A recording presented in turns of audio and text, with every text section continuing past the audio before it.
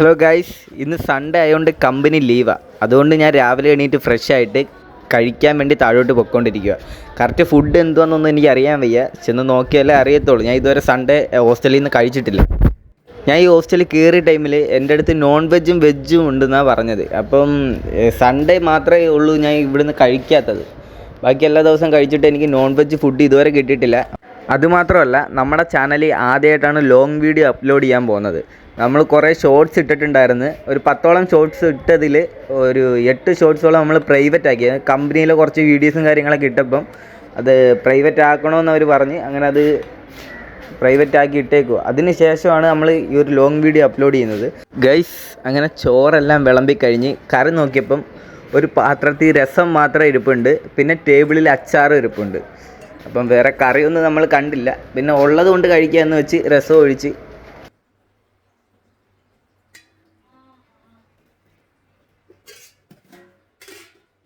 Guys അങ്ങനെ ഉള്ള കറി കൊണ്ട് കഴിച്ച് തുടങ്ങിയിട്ടുണ്ട്. അപ്പോൾ കഴിച്ച് കഴിഞ്ഞ് ഏകദേശം തീരാറായി. ചോറ് പകുതിയോളം ആയപ്പം വാർഡൻ നമുക്ക് ചിക്കൻ കറി കൊണ്ടുവന്നിട്ടുണ്ട്. അപ്പോൾ കാണിച്ചു തരാം. ഇതാണ് സാധനം. ഏകദേശം 3-4 പീസോളം ഉണ്ട്. ഒരാൾക്ക് കഴിക്കാനുള്ളതുണ്ട്, കുഴപ്പമില്ല.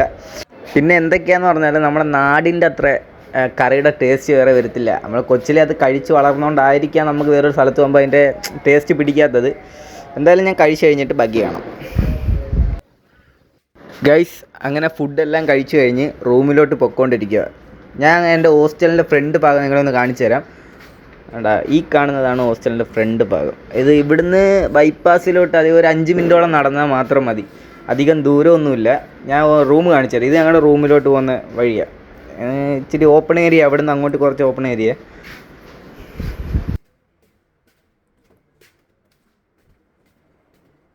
ഗൈസ്, ഈ കാണുന്നതാണ് എൻ്റെ റൂമിൽ ഞാനും കൂടെ കൂട്ടി 4 പേരെ ഇപ്പം മൊത്തത്തിൽ സ്റ്റേ ചെയ്യുന്നത്. 5 പേരുടെ ബെഡുണ്ട്. ഈ താഴെ കാണുന്നതാണ് എൻ്റെ ബെഡ്.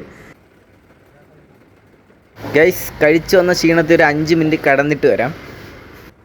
കിടന്ന് ക്ഷീണമെല്ലാം മാറ്റിയിട്ട് പിന്നെ നമ്മൾ വന്നിട്ടുണ്ട്.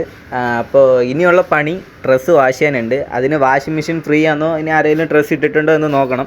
പിന്നെ ഡ്രസ്സ് വാഷ് ചെയ്യാൻ അധികം ദൂരമൊന്നും പോകണ്ട, റൂമിൻ്റെ അടുത്ത് തന്നെയാണ് വാഷിംഗ് മെഷീൻ ഉള്ളത്. പിന്നെ താഴത്തെ റൂമിൽ ഉള്ളവർക്ക് ഇനി മണ്ടേ കയറി വന്നിട്ട് വേണം ഡ്രസ്സ് അലക്കാൻ.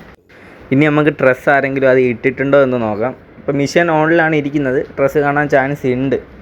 ഇപ്പോൾ ഏകദേശം 3 മണിയോളം ആയി. ഇതുവരെയും കഴുകിയില്ല, വെയിലും കുറഞ്ഞു വരുന്നു. ഇനിയിപ്പോൾ കഴുകാനും പറ്റത്തില്ല.